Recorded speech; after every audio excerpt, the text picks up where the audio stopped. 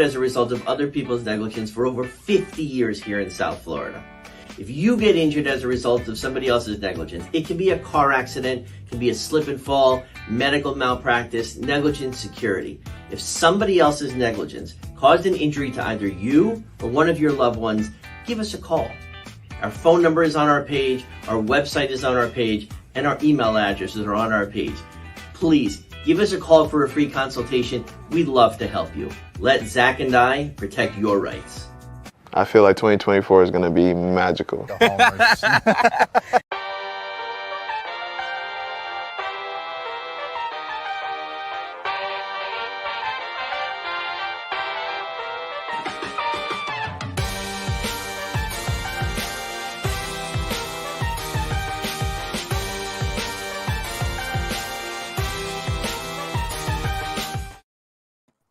Hello and welcome to this edition of FOF Live, presented by Burger and Hicks. As you can see, we have a full jam-packed panel for you guys today. So let's introduce everyone. I'm your host, Daniel. We have Kevin, we have Eli, we have Nate, we have Alex Krutchik, and joining us from the Jupiter Hammerheads, he is their broadcaster, Brennan Erlinson.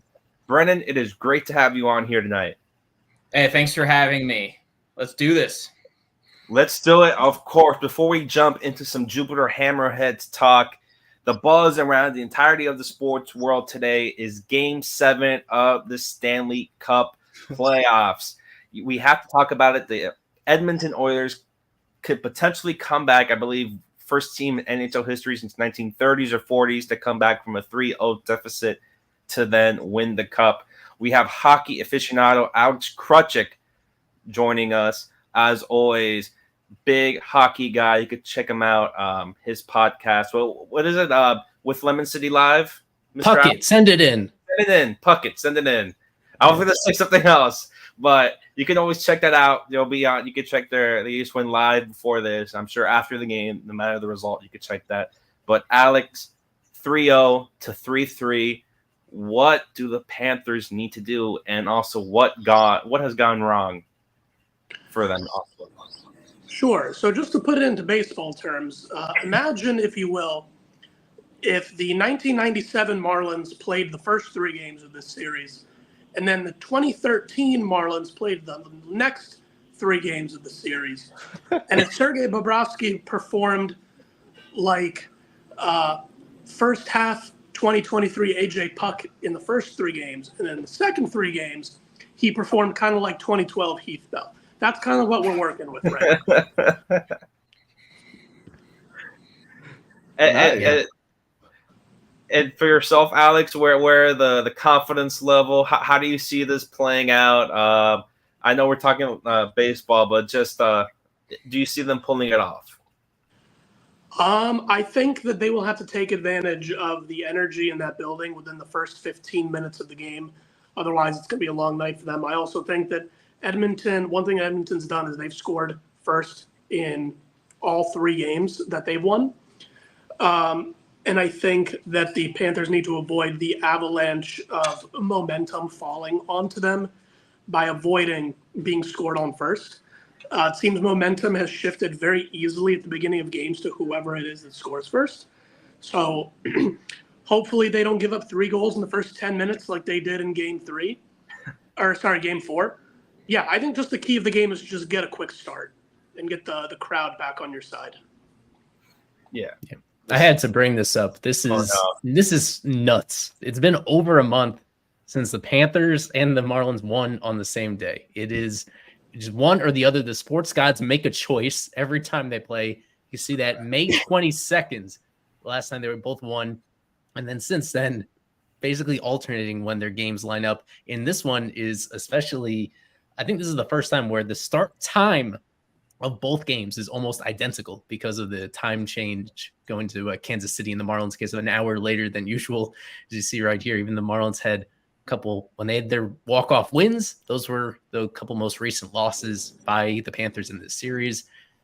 But man, it's I am not a hockey fan. I'm not in Florida, and even I feel nervous. I feel anxious because this is just a historic sporting event, no matter what the result is. And It's not my choice, but I imagine that a lot of our viewers would sacrifice a June regular season Marlins game if it meant that the Panthers won on the other side and took care of business with a lot more at stake.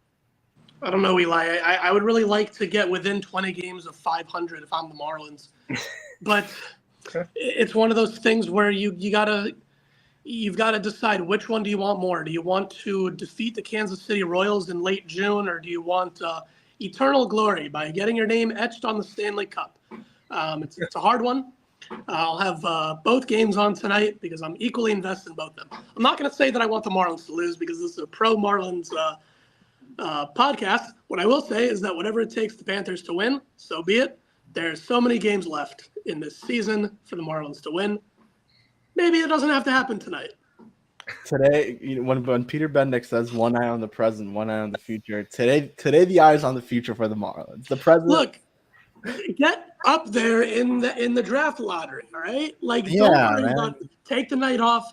Let Jazz sit after the 3 innings. He's played a lot this season, man. And just DLC, pinch hit for him after a couple of innings. I want to see what we got in some of the other guys. Yeah, Manuel Rivera starting today. Ali Sanchez, get him in there.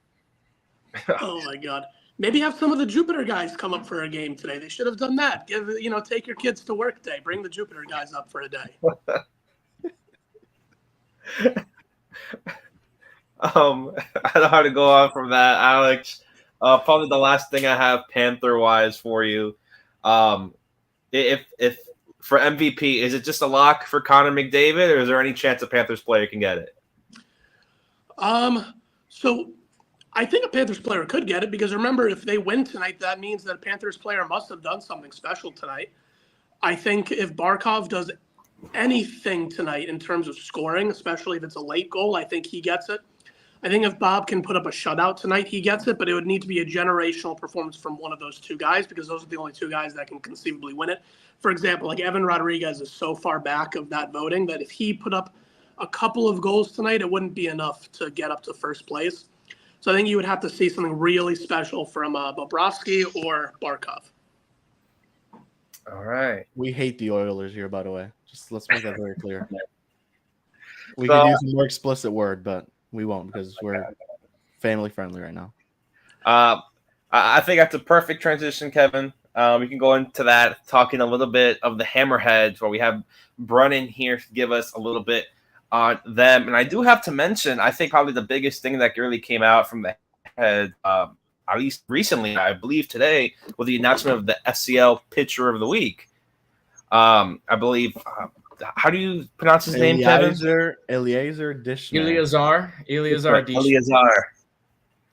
There you go. He went, I believe, 5 perfect innings. Brendan, can you talk to us a little bit about that, seeing him? Because especially when you have someone maybe going into that type of role and getting that awards, with the Marlins are announcing it and everything. Talk to us a little about him before we reach into the entirety of the season.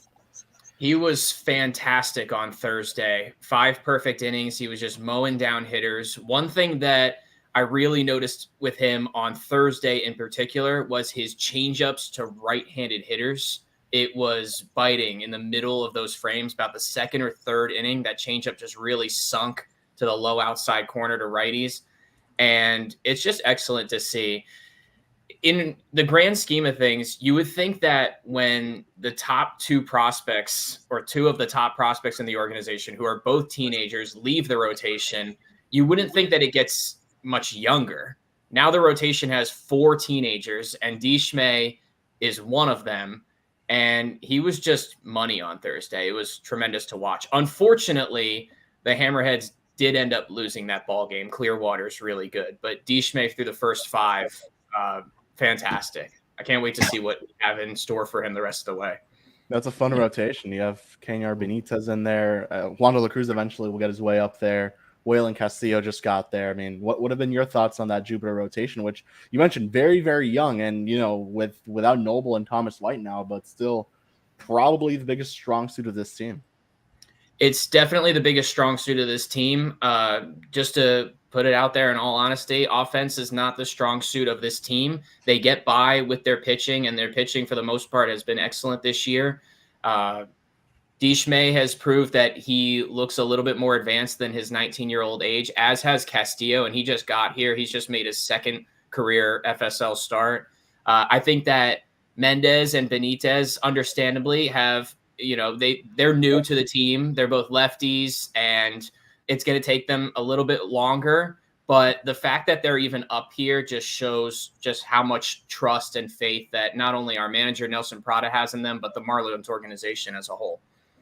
Yeah, I have a tricky question for you because we're halfway through the Hammerhead season, and there has been a bit of churn with the roster, as is always the case when guys are performing well. But who would you say has been the MVP of Jupiter this season, taking everything into consideration so far? If I want to go offensively, it's been Ryan Ignafo. He's been the most consistent hitter all season long. And the fact that he's a relatively new catcher, he's still figuring out the position, and he's been handling it really well.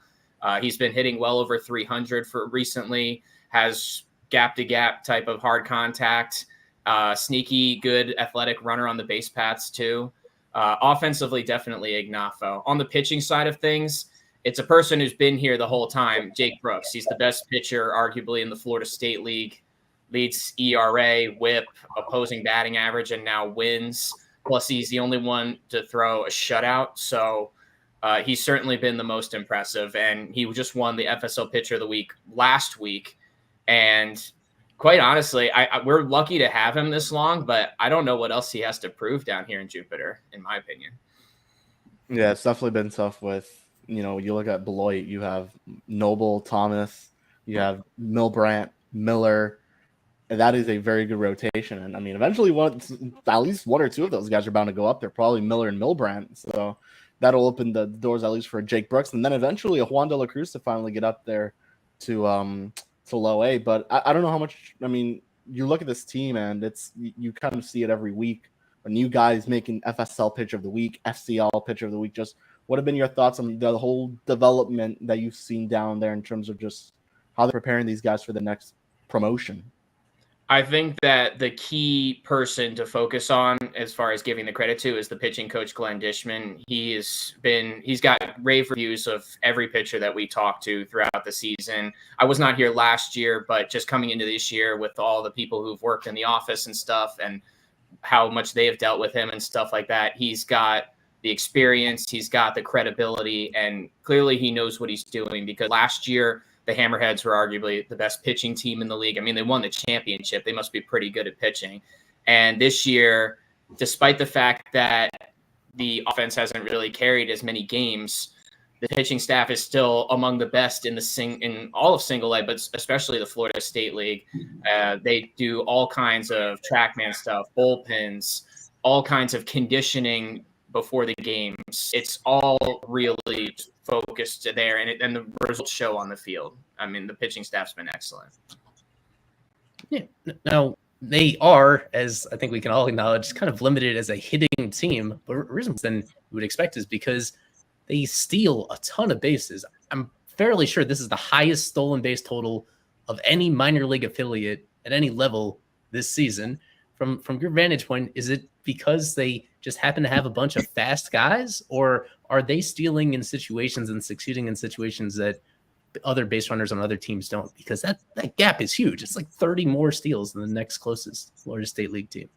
When I talked to our manager, Nelson Prada, earlier this year, and he's been great. He provides some really good in-depth answers. He was pretty honest with me from the beginning that power is not what defines this team. It's the running. And on broadcasts from time to time, I've said that if I were to give this offense a phrase or a nickname or something, I would call it just taking the extra base.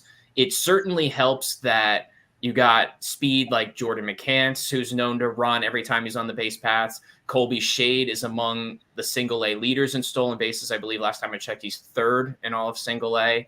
And yes, they have a lot of athletic guys, but that helps because of the overall philosophy. I mean, big guys run on this team. Everybody runs on this team. I mean, if you don't run, you're probably not in the starting lineup that much. I mean, the hit and runs are put on. First and third place are put on.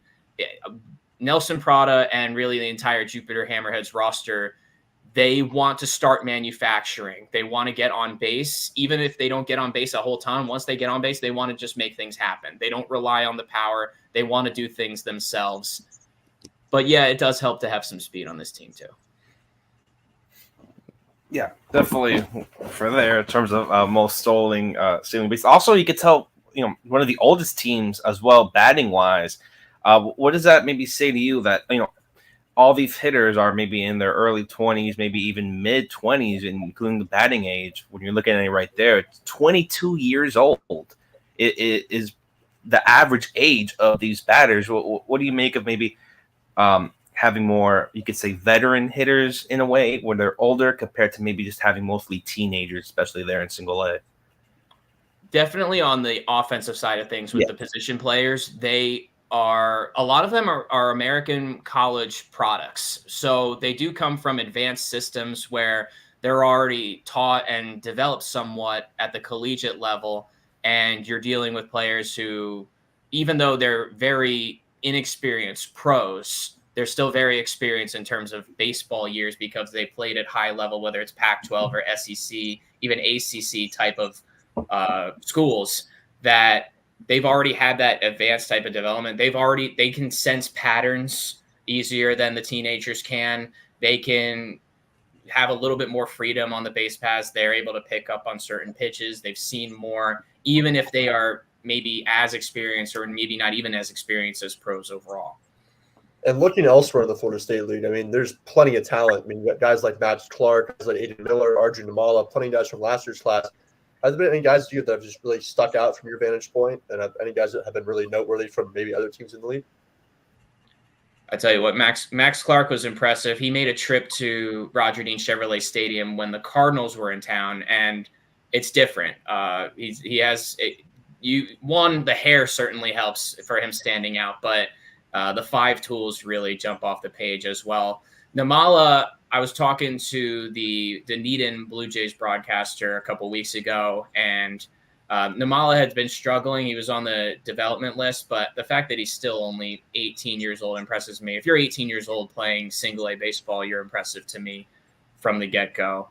After all of that, I'll be honest with you, on the spot, all the teams kind of just jumbled together with all the Hammerheads knowledge that I got to attain, as well as the Palm Beach Cardinals ones, which we don't have to talk about here, of course, on a Marlins podcast. But I see plenty of talent, and I'm sure I'm going to see a lot more, especially in the second half of the season when the draft happens and all the guys get signed for the 2024 class. So, yeah, let's talk about the draft, because that is complicated. The timing of it. It's only been a couple of years since the draft was pushed back to July. It used to be in June. And now there's this other complication with the complex league that it used to run more deeper into the summer. Instead, they started it earlier, so it ends like soon after the draft.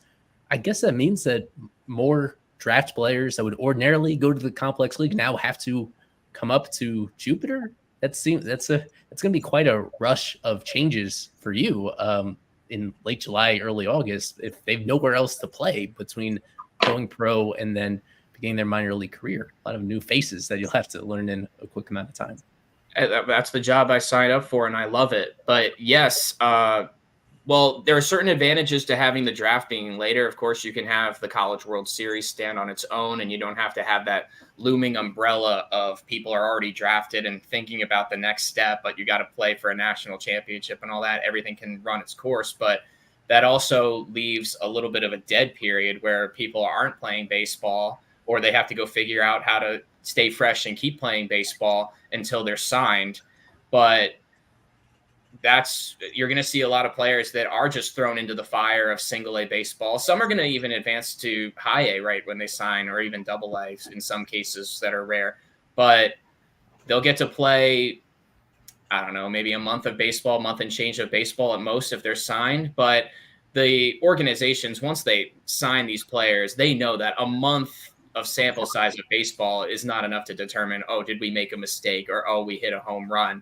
So no big deal for them. I mean, a lot of guys, even on this Hammerheads team now, they were signed last year. They got some time for the playoffs when Hammerheads won it all. And then they're still here and they're getting their development. So just throw them in the fire. Why not? Yeah. Oh, you're muted, Eli. My bad. You touched on it earlier, how both the Cardinals also play in the same facility, and the lack of power hitting is not a Marlins problem so much as it is a Roger Dean effect. Because I looked it up, not only this year, but also last year and the year before. These two teams, Jupiter Hammerheads, Palm Beach Cardinals, are both at the bottom in home runs. And I have to imagine that a lot of that is because of Roger Dean. Now, we see it plenty during spring training. We get like a general idea about why it's pitcher friendly. But if you could explain why you think it is so hard to hit homers there, even from really talented hitters. Well, getting a chance to see Major League batting practice, not a lot of those guys have trouble hitting them out. But during the season, really the best guesses that I could come up with why this is so difficult to hit home runs here. One, the wind seems to always come from so the ballpark is faced northeast towards the beach. So a lot of the breeze comes directly from the east, from the right field pole, mostly towards the left field pole, or even towards the third base dugout. So a lot of wind definitely comes in. Now, the lines aren't particularly far. You got 325 down the right field line, 330 down the left field line. Those are pretty standard distances that you wouldn't think much of. But I think the gaps also play a little bit of a part. I think the gaps are sneaky big. Most gaps, left center and right center, you would probably see more like 370 to 375 on the distance. Whereas in the right center field gap, you got 382, I think it is. And then in the left center field gap is 387. So a lot of hard hit balls that are hit in the gap that you would normally think are going out probably don't, unless you hit some solid contact. It's not necessarily the overall dimensions of the ballpark. It's not some crazy Polo Grounds or old Comerica Park dimensions or anything that's keeping the ball in play. I just think that in Florida, with basically no altitude and the fact that we're very close to the Atlantic Ocean, there's probably some wind effect, and that's probably my best reason for it. I can't explain it. Yeah, going in from that way, we mentioned the starters, we mentioned some batters. How would you say more of the relievers in terms of in the system, Jupiter wise? What have you seen from them in terms of relievers? Because you can never have too many relievers, and dealing with 18, 19-year-olds, you might go 2, 3, potentially 4 innings. How would you see more of this relieving staff in Jupiter? Well, I'll tell you, April was really fun because there were 3 guys in that bullpen that were really lighting up. Xavier Meacham, Josh Eknes, and Nigel Belgrave. They all proved pretty quickly that they probably shouldn't be in single A. They were all closer-worthy type of relievers at the low A level, and they quickly went up to the high A level. Now at this time, people are trying to find the roles. People are trying to find the slots necessarily for when they come in or such. Nobody has really taken over as like a true closer or a true setup man. And you won't really have that at the single A level per se, but we're starting to figure out what people are capable of. Like, for instance, Juan Reynoso, he's a 20-year-old pitcher. He just turned 20 before the season. He's been showing some mid to high 90s type of fastball lately, and it's been pretty impressive. And he's been more of like a multi-inning guy at this point, whereas I feel like if he's used as more of like a 1-inning guy, we could start to see some real filthy stuff out of him. But he's been pretty impressive. Just like a few like brief blow-ups in his outings. He will look good though. 97 on the fastball from Reynoso. I think Holt Jones, while he struggled in high A to begin the season, I think down here in Jupiter he's starting to figure something out. If it were up to me, I would not use him as a multi-inning reliever, which he has been the last couple of times. But he's got some serious stuff. I mean, he's anywhere from 96 to 98 on his fastball. He's got a wicked sharp slider that's anywhere from 89 to 91 at times I saw, and he's 6'8". There's a lot of height on this team, too. I don't know if you guys have like looked at the roster. There's a lot of height on this team. And then yeah, I mean, those are 2 guys that have some really serious stuff, I think, on this Jupiter Hammerheads bullpen for sure. Yeah. One last thing I have for you on this. you get to know these guys a little bit off the field or their backgrounds. Is there anybody in particular, whether it is because of their unique baseball background or something you've learned about them as outside of being on the field, that really stuck with you? That, I don't know if it makes you root for them a little more, but just makes you, that you find it especially fascinating based how they got to this point from where they were, or what they might do outside of baseball when they're no matter where their career takes them. That makes them interesting. Well, I think something that came up recently, we've talked about him before, Jake Brooks, how well he's done on the field. But I remember speaking with him a couple of weeks ago. He was talking about how coming out of high school in Southern California, he and Paul Skeens, who everybody knows in the world now, were kind of like neck and neck in high school. They were kind of going blow for blow with stats and stuff and competing against each other in the 2020 COVID season.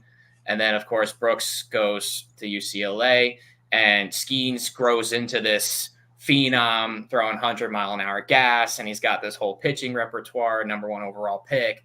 And now Brooks is kind of like an underdog because he's a mid-round pick, and he doesn't necessarily have the wipeout stuff. He's got 90 to maybe 93, but he's got 3 solid pitches in his arsenal. He's working on his 4th, and it doesn't matter really how hard he's throwing because he's placing it and people are swinging at it and they're not hitting it for hard contact.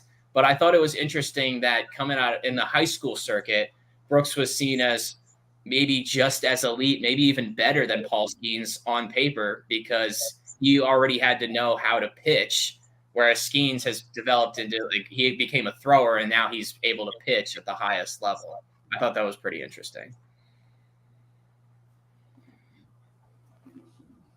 You're muted, Daniel. All right. To go from that, to go ahead to our flipped fish segment before we get into the break. And you guys are mentioning the World College World Series. It's happening right now, Game 3. Another technically Game 7 tonight happening between Texas A&M and Tennessee. Could see a future Marlin there. But Eli, take it away with our flipped fish. Yeah, this one's a little bit harder than the last show that we did. And I guess on the slightly harder side overall. We pick a player entering every series who spent part of their major league career with the Marlins and their opposing team as well. And so you'll get a few hints just based on what we see from their baseball reference page right here. So this is our flip fish for this one. It is, I give it a 6 out of 10 on the difficulty scale. A right-handed pitcher from the Dominican Republic who pitched in the majors from 2005 to 2020. Started almost 300 games in the big leagues. Overall numbers, not all that remarkable, but he stuck around a while. So give it a thought. We'll go to a break. When we come back, we'll do the reveal. We'll talk more about the series. Maybe we'll talk more about both the Hammerheads and the Panthers. Get to everything else on the other side here on FOF Live. So stick with us. We have been representing people injured as a result of other people's negligence for over 50 years here in South Florida. If you get injured as a result of somebody else's negligence, it can be a car accident, it can be a slip and fall, medical malpractice, negligent security. If somebody else's negligence caused an injury to either you or one of your loved ones, give us a call. Our phone number is on our page, our website is on our page, and our email addresses are on our page. Please give us a call for a free consultation. We'd love to help you. Let Zach and I protect your rights. I should have zoomed in a little more before to make it easier to see. Any guesses out there? I think I know who it is. Yeah, I think I know who it is too. Are you muted, Kev? Nope. I think your mic's just broken. Give it to me, Nate. I want to go with the man who threw the last no-hitter for the Marlins back in 2017. Is it Edison Volquez? Let's go. Great. There we go. Back on track. World Series champ with the Royals when he was there. Yeah. And so now it has been over 7 years since the last no-no in Marlins history. This is one of the longer, I think it is the longest drought that they've now gone between no-nos in their history. So, but Jake Brooks is coming to save the day in a couple of years. So maybe somebody will beat him to it before he gets up here. let's talk a little bit about the previous series very quickly before you head into this series coming up against the Kansas City Royals. Marlins took 2-1 against the Seattle Mariners. I think maybe some people coming in, including myself, did not have the Marlins winning this series against division-leading Seattle Mariners. And going into that first game, it took a walk-off. It was their third consecutive walk-off for the Marlins, winning it on that game against the Seattle Mariners. Kevin, you and I were there on that game. What did you see from the Marlins that game, and maybe the entirety of this series to take 2-1 against a team that is leading their division? You guys can hear me now? Yes, you're good. You're good. All right. Yeah, I mean, I think I'm as surprised as our whole staff is, to be honest with you. I think we all chose Mariners to win this series. And, I mean, surprisingly, they got to George Kirby. I think that's what it got to. Right at the end of his start, they got to Kirby, 2 home runs back-to-back. And that's really what made the difference in, honestly, this whole series, because Bryce Miller's shown his inconsistencies. So I think the Marlins really just got him on one of those starts. And with Logan Gilbert, he's really good. He's been really good this last month or so of the season. And he showed it again, going 8 innings. So couldn't have asked for a better series offensively as well. Sanchi really just getting it going there, back in the lineup against the lefty today. So, yeah, we'll see. I mean, they're already 2 straight series wins, 2 teams that are in the hunt. So Marlins going to, I guess, continue to try to play spoily here this week with Kansas City and then Philadelphia, which, I mean, we'll get into that next in a couple days. But Phillies right now are the best team in baseball. Yeah. Nate, this entirety of the series, again, none of us chose the Marlins to win this series, not even a single MVP between us except for Jonathan Anderson. But talk to us about this series and maybe what the Marlins did to take a series against a team that's, I believe, 20 games, 15 games over 500. Yeah, they kept competing just like they did against St. Louis. They've been looking not exactly like, of course, last year's Marlins, but in terms of the fight they've been putting up, they got down early in the Friday's game, fought all the way back and won it in the 10th, and then we can ignore the second game, but then they got on Bryce Miller early in game 3. Offense really got Kyle Tyler, who I think he looked pretty good. Wasn't expecting much, but his 12-6 looked very good. It got Josh Rojas, I believe, twice, and it was encouraging from him compared to Sean Anderson, who we've seen now twice. I definitely like the way. I mean, obviously the bullpen's been much better. You see, AJ Buck picked up his first win of the year. That's always a good sign, at least. Tanner Scott, who pitched 5 out of the 6 games, he's continuing his dominance, bringing that trade value back up. But overall, yeah, I'd say I was impressed with the fight. They had everyone down, at least on our panel. So Kevin mentioned Jesus Sanchez, also Brian De La Cruz. Skip mentioned, I believe it was after the Monday game when he hit the game-tying homer, that once De La Cruz starts running off the field, he's looking more like himself, maybe getting hot again. So I had to have him and Sanchez hot again. It's very big for this Marlins offense, and hopefully continues against a very good Kansas City Royals team. Yeah. Eli, I want to ask you, because you're a big proponent on this with Brian De La Cruz as a potential trade candidate to the Seattle Mariners, including, looking at that first game with the home run, the double, the single, I believe the amazing grab he had, I believe in the first or second inning there. Just how would you describe maybe this DLC series, and is that still available him to be traded to Seattle? And how would maybe your process of why Seattle for DLC? Well, I think why Seattle is the easier part, because they have all these other right-handed hitting outfielders that just aren't as good as DLC is. I mentioned this on our pod again. I went up this morning, Fish Unfiltered. They have they brought in somebody that Marlins fans wanted a lot in Mitch Garver, and they wanted him to be their main DH. And he has the lowest batting average in baseball among guys that are getting regular playing time. They brought back Mitch Haniger, who was one of their better players a few years ago, but has now reached a point of his career where it's just not realistic anymore. They picked up Victor Robles off the scrap heap, essentially, after years of struggling offensively, and he's now playing part-time in left field. So I think DLC is just a better player at this point, and even though it doesn't fit like neatly into their organization, these guys that they were veteran players that they were already counting on ahead of him, if they're serious, they have not won their division in like 23 years. And even though they have a nice lead right now, that's not going to stick around unless they add from the outside. this is a team that honestly is not that much better offensively than the Marlins are.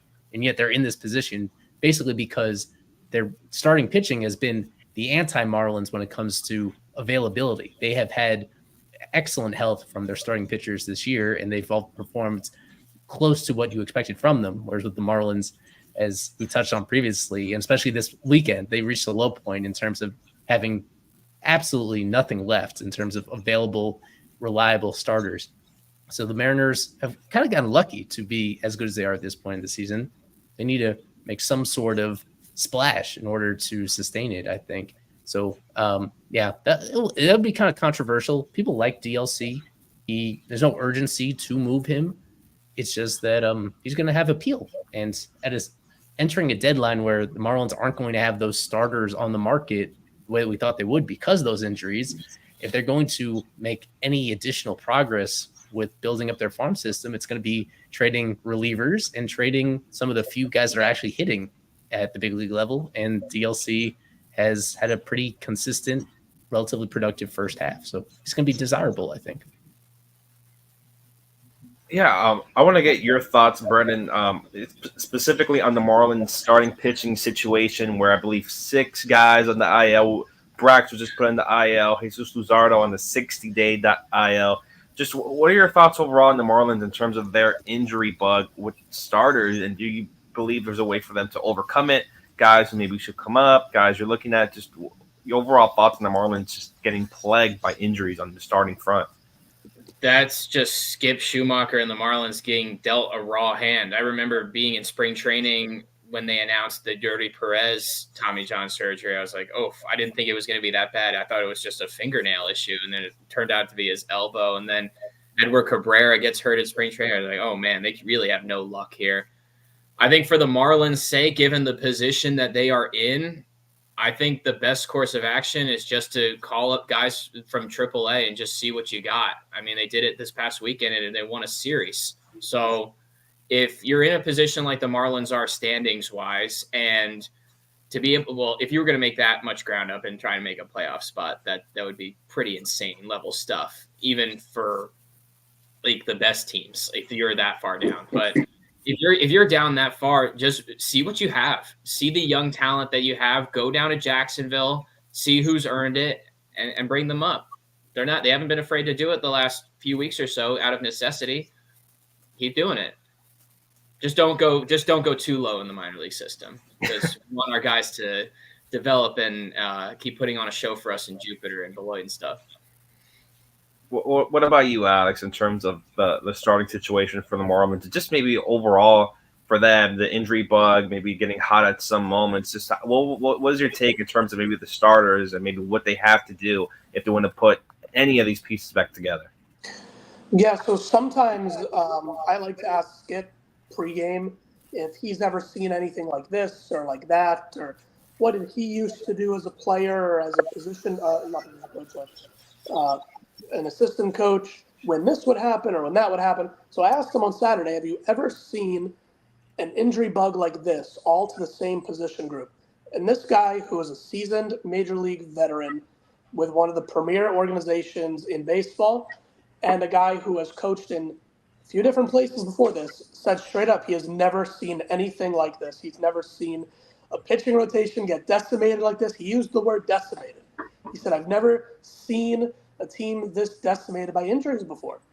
That, to me, really hammers home what we already know. Like, I'm not breaking any news to you guys, but just to hear that was so sobering, like just how bad this situation is. And then Christina DiNicola of MLB.com asked, is there any underlying issue that you see with training or throwing programs or inning usages last year? And Skip kind of gave the coach answer of everyone's different, all the injuries are different, everyone's bodies are different, so it's all just bad luck here and there. I would love to find out, probably over the offseason, like what's really happening here, because maybe it is just bad luck, but it's hard to ignore every single one of your starting pitchers, including some of the backup ones that weren't originally going to be in the rotation, all spending time on the IL before the end of June.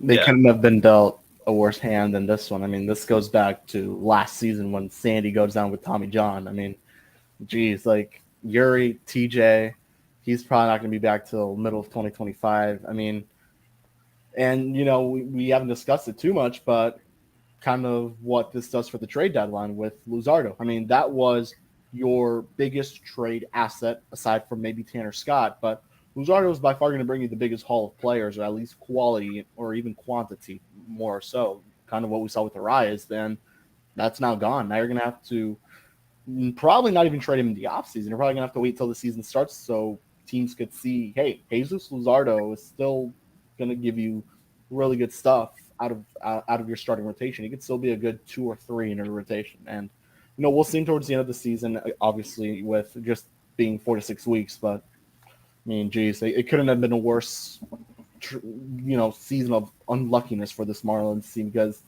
on paper, you looked at it, it wasn't, you kind of knew they weren't going to make the playoffs, but at least with the pitching, you were going to stay in it for the most part. And not even your biggest strong suit is helping you out in this season. And it's really injuries. And, we could go deeper into it once the season ends, but I mean, geez, we're the Marlins unlucky this year with injuries.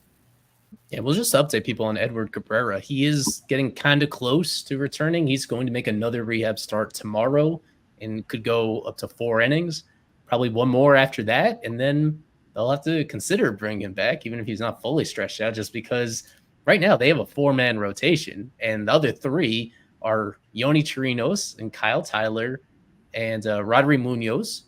I guess we could talk a little bit about Munoz because he's starting tonight. He's the best.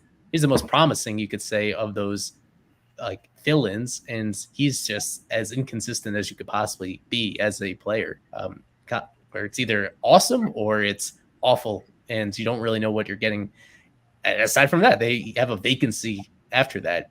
So Cabrera's coming back. I don't think he's going to be a trade deadline chip just because there'll only be 3, maybe 4 starts at most between now and then. But it's a big opportunity for him, I guess. That's really the silver lining, is that if you're not hurt, then it's a great opportunity for all these guys who are either inconsistent in their career or inexperienced. Or in the case of Yoni Chirinos, he's like years removed from being what he probably thought was the peak of his career. And now all of a sudden he has this surprising chance to reestablish himself. Yeah, just so many issues there in terms of them. But Eli, let's go ahead and talk about this game tonight. Let's talk about this series now going up against the Kansas City Royals. A Royals team who really is doing better than maybe what a lot of people expected. I believe they put in close to $100 million, maybe $150 million in terms of the off season to get pieces that are playing pretty well. One of those pieces from Marlon Garrett Hampson there. But looking at these lineups, Nate, talk to us about Kansas City. They probably one of the first names that maybe people really recognize the most is Salvador Perez, because he was linked to the Marlins. I believe it could have been last deadline or 2 deadlines ago, where he was a big piece and people were maybe not wanting him in terms of the contract, but now he's turned back the clock and is one of the best hitting catchers in baseball again this season. Yeah, similar to the Nationals 2 weeks ago, it's like it's kind of been flipping the scripts. Last year when the Marlins played the Royals, it was pretty much a 3-game set. It was pretty much a free 3 games. The 3 freest wins you'll get the entire year.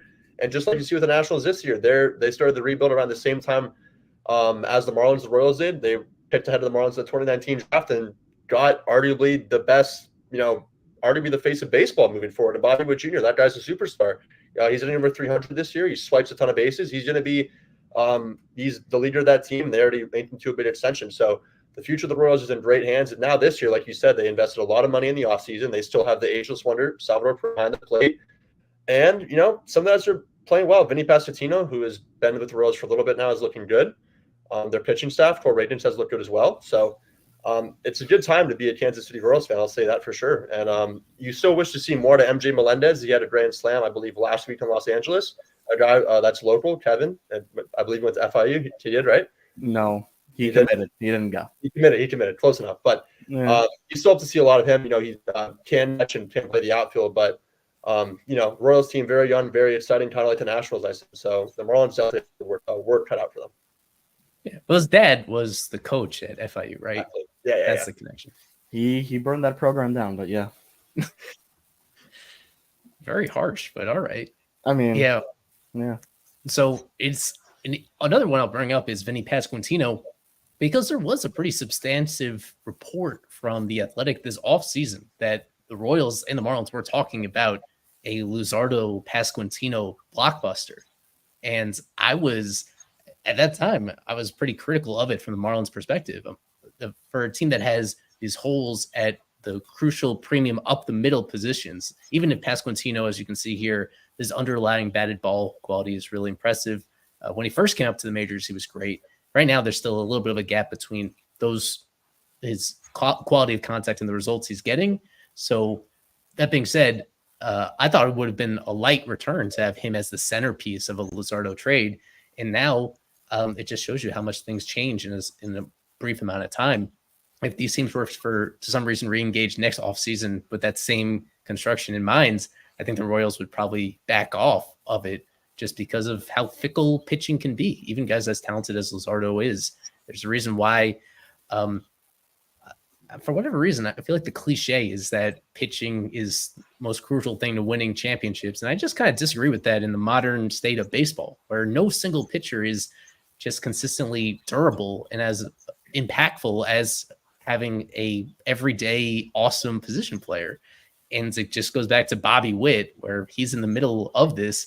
That's a big reason why the Royals are on this trajectory. Having somebody like that is so immensely valuable, especially if you're able to extend him the way that they did for the next decade or so, potentially right here. But I should know that the Royals have been slumping badly lately. They got off to that awesome start. They are 3-11 in their last 14 games.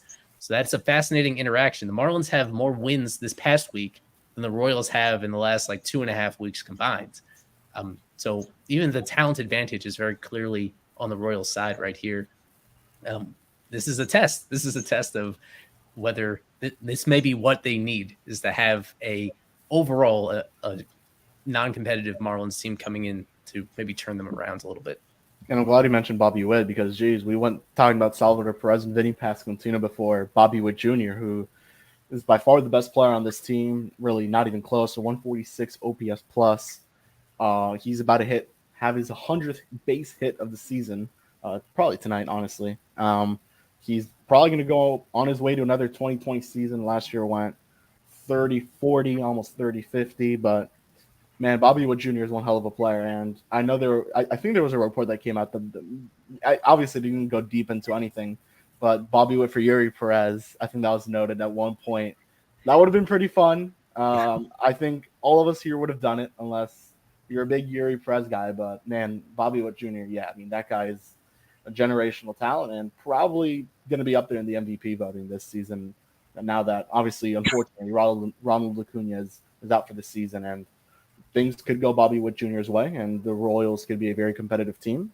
And yeah, I mean, his WAR right now, it's 3.7, so he's on good pace. He currently has a 9 WAR, so this is Baseball Reference WAR. So I think Fangraphs is a little bit more lenient as well on defense. So he's really good. He's really freaking good, and this is a really, really good young team. I mean, the only thing may be the bottom of the lineup, just a little bit weak, but maybe that'll come to haunt the Marlins back. You know, pitching is not on their side this weekend and not going to be on their side for the next month or two. Yeah, and now going back into the Marlins before we go into looking at this pitching matchups of this series. But first, going into this, we have Jazz starting off the leadoff. Alex, looking at this Marlins lineup again, what really intrigues you here? We have Emmanuel Rivera at third base, Otto Lopez back at second, and then the hot as ever, Tim Anderson back at shortstop, hitting fifth. Just what really intrigues you on this lineup? Because it's a looking at it from here, it's a lot of blue. Yeah, I just not necessarily against the Royals, but more of just the macro of the whole season. I'm very impressed with Jazz Chisholm and his ability to hit against lefties. I know that's not the case tonight, I don't think, unless I'm wrong off the top of my head. But he's been so much better hitting lefties. He's been striking out less than he has his entire career. Really happy to see what he's been able to do. Happy to see what Tim Anderson's been able to do. He's got a lot of he's got a very high BABIP, which means that I don't know how much longer this little hot streak of his will last. It's also mostly singles. You really don't see whatever power it was that you did see from him a few years ago, but I'm still happy to see him have whatever success that he is having over the last couple weeks, because he's been through a lot, and I know he's been working real hard, and he's more upset than anyone else at how he was performing earlier in the year. And then I feel like the other easy answer is Otto Lopez. I've been a huge fan of this guy, not just as a player, but also as a person since he's been up here. This is more anecdotal, but I've said it before to a couple of you guys. Like, looking at Otto Lopez in the clubhouse, his demeanor is what any of our demeanors would be if we suddenly found ourselves on the active roster of a Major League Baseball team. Like, he's just so happy to be there. And I didn't realize how good at defense he was until I got to see him in person. He's had a couple of web gems, including one where he caught a line drive that would have tied the game last night against Tanner Scott with the bases loaded to end the game. So, just those three guys. Happy, excited to see what they'll do the rest of the way. A lot of these guys haven't even played at this ballpark before. This is the first time they're going there since 2018. Tim Anderson, I think he's been there a couple times. Nick Gordon, I would say probably. I mean, you have to look at the younger guys like Jazz, a DLC, a Sanchi. Those type of guys have probably never been for that ballpark, even a Nick Fortes. So it's really more the experienced guy. Berger and Anderson obviously have been there with the AL Central there. Yeah. And now to go from that, let's go ahead and really talk about the pitching matchups we'll see this series, and maybe the starters the Marlins are going to have to face, because same Mariners are going to face the three best pitchers on that staff, and including for the Royals, they're going to have to Seth Lugo, who's probably a favorite for the Cy Young candidacy. Eli, with the Royals and maybe the lineups they're putting out there, the pitching matchups with Ragnas, Lugo, and Brady Singer, all fantastic pitchers and all who could really give the Marlins trouble, kind of what we saw against the Mariners. Yeah, I'm pretty high on Cole Reagans going tonight. With Seth Lugo, he's been amazing so far. He's pitching a little bit over his head, and I wonder when exactly the other shoe is going to drop and he'll normalize a little bit. He's not an overpowering pitcher, so he's somebody that I wouldn't be as overly intimidated as that might suggest. And with this Marlins team, the platoon splits are key because they have won 4 games all season against lefty starting pitchers. They are 4-23. And fortunately, the last 2 games of the series, they face righties. So even if there are others that have had a lot of success overall this season, this Marlins team plays significantly better when they face righty starters. In terms of on the Marlins side, that third game would normally be Trevor Rogers on regular rest. The fact that they haven't announced him, it tells me that Trevor is getting extra rest, and they're instead going to call up who's ever next in line on that day to fill in. It may be that Kent Emanuel, who's already on this team, he's kind of an opener for that game. I think that indicates that Trevor Rogers got pushed back to the next series, and that's going to be a game where they're obviously vulnerable, whether it's a bullpen day or whether it's selecting whoever they possibly can from the minors. That'll be tough. So they are, on paper, it's a difficult situation. I just remind people that the Royals are not playing good baseball in recent weeks. So as much as it looks like one team is clearly at an advantage, all that matters is whether you're playing as the best version of yourself. And the Marlins have been winning a lot of close games, and the Royals have not as of late. Yeah. And I think from that is a perfect time to get into prediction time, as we'll have a little bit of extra predictions. So everyone watching, go ahead and turn on the Marlins game and Stanley Cup Game 7. So Eli, let's get that video. This is prediction time. I don't want to toot my own horn here, but I'm really good at this. Yes, and there we see that Daniel is still tied for first place. He's been right up near the top all season long, right there. Among our stream participants, Nate is next closest and tied for 6th place. And I've been slumping, being skeptical of the team, and they've pulled out against all reason. They were able to upset both the Cardinals and the Mariners. So it's been low scoring recently, just because I think the recent success in those series. Took a lot of people by surprise at this point. But yeah, we encourage people to make their picks as super subs throughout the entire season so you can compete with us on these leaderboards. Aside from Daniel, all of us are pretty bad at this, and even he himself. It's been a low-scoring year overall. I don't think everybody has a great finger on the pulse for how this team is going to do it 3 games at a time. So I will pull up our super sub predictions that we got in so far. This is going to be a special one because we are including the Game 7 Stanley Cup Final, Panthers versus Oilers.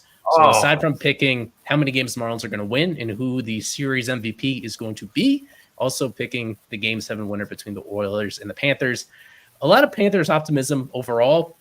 The sportsbooks say it is a pick-em game, a coin flip, but most people are, at least they're wishful thinking, riding with the hometown team, whereas everybody, with the exception of the Year of the Fish, he's a big homer. Aside from the biggest homer we have in our super subs, him, and also Thomas Joseph, who I know is watching along right here. Most people are with the Royals on this one, taking 2 out of 3. Yeah, a lot from it there. So let's go ahead into our prediction time. Don't forget, Marlins, how many games or how many they're going to lose. Could be Kansas City, can be Miami. 2-3 series sweep. MVP could be offensive, could be a batter. And who wins Game 7. So let's start, as always, leading us off, Mr. Kevin.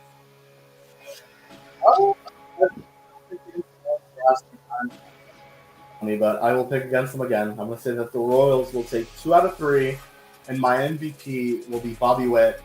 And I know the Panthers will win Game 7 of the Stanley Cup Finals. Perfect. Alex. Hey, I'm going to go Kansas City 2 out of 3. I think Stephanie is my MVP. I think the Panthers lose 4-3 to the Edmonton Oilers. Nate. I have been pitching against the Marlins this fall, but I'm going to switch it up. The Royals have not been playing good baseball. The Marlins have been. So I got the Marlins taking 2 out of 3 in Kansas City. Randy Cruz stays hot as your series MVP.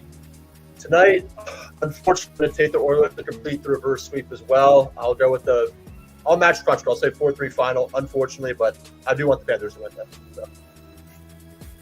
All right, I'm going to continue the trend. I have the Royals taking 2 out of 3 against Miami. I think their pitching is just too far superior against them this series. But my MVP, I'm going to go ahead with Vinny Pasquantino to hit a couple bombs against Rodri Munoz. And I'm going to go Panthers win. They win 5-2. They dominate the Oilers, get the first Stanley Cup in team history. Eli. Keeping it simple, the Marlins get destroyed against lefty starters. I have them losing 2 out of 3 in this series overall, and they're going to lose tonight with Cole Reagan's shoving, going deep into the game. He's going to be my series MVP. The Panthers can do this. I mean, there's a reason why this blown lead happens so rarely in major professional sports. They're going to dig deep and pull this one out some way, somehow. That is my best hockey analysis that I can offer. Panthers, Game 7. To win their first cup in franchise history. And last, and certainly not least, Brennan.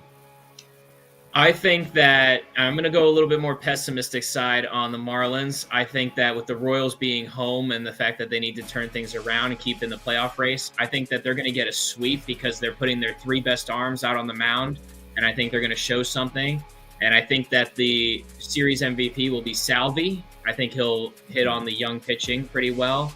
And hockey-wise, I want it to go either down to the last second or go into overtime. Oilers win by 1. I don't know the exact score though. Oh man, a lot of Oilers here. I'm hopefully that's just a reverse jinx that everyone's doing. But right as the clock hits 8 p.m., go ahead, watch the Marlins.